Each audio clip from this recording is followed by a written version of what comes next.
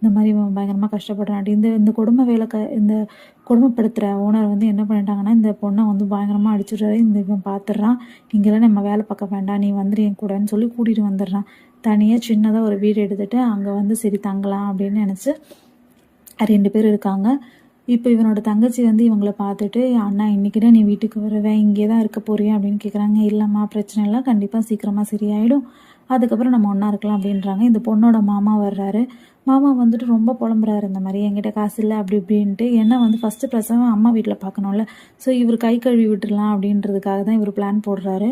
அது இவங்களும் புரிஞ்சுக்கிறாங்க. சரி இவருக்கு நம்ம வந்து கஷ்டப்படுத்தக்கூடாது, நம்மளே தான் பார்த்துக்கணும் அப்படின்னு நினைக்கிறாங்க. சரி பிரசவத்துக்கு காசு வேணுமேன்ட்டு இந்த பெயிண்டிங் ஓனர்கிட்ட போய் கேட்குறான். அவன் அதெல்லாம் கொடுக்க முடியாது, நீ யாருன்னு எனக்கு தெரியாது, உன்னெல்லாம் நம்பி 5000 ரூபாலாம் கொடுக்க முடியாதுன்னு சொல்லிடுறான். சரிம்மா எப்படியாவது காசு ரெடி ஆகும் அப்படின்னு சொல்லிட்டு இருக்கான்.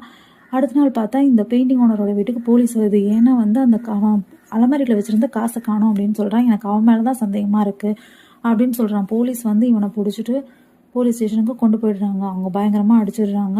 அப்போ இவர் சொல்கிறாரு, இல்லை அவன் வீட்டிலேருந்து ஒரு 1000 ரூபாய் எடுத்தீங்களா, அதை மட்டும் கொடுத்துருங்க, அவனை விட்டுருங்க அப்படின்றாங்க. எனக்கு ரொம்ப கவலையாடுது. வீட்டுக்கு வந்து பார்த்தா பயங்கர மழை, வைஃபும் பயங்கரமாக அழுவுது. இந்த பொண்ணுக்கு வயிறு வலி வந்திருக்கு. அப்போ கடன்னு எடுத்து ஹாஸ்பிட்டலுக்கு போகிறான். காசுக்கு என்ன பண்ணுறதுனே இவனுக்கு தெரியல.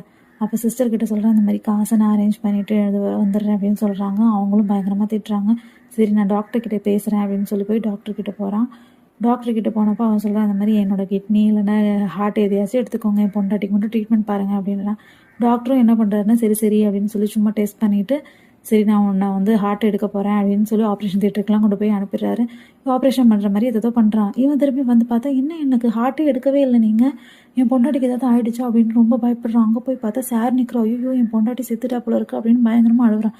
இப்போ எதுக்குப்பா நீ அழுகுற, இங்கே எதுவுமே நடக்கல, உங்கள் அப்பா அம்மாலாம் இருக்காங்க பாருன்னு பார்த்தா அப்பா அம்மா தங்கச்சி எல்லாரும் நின்றுட்டு இருக்காங்க.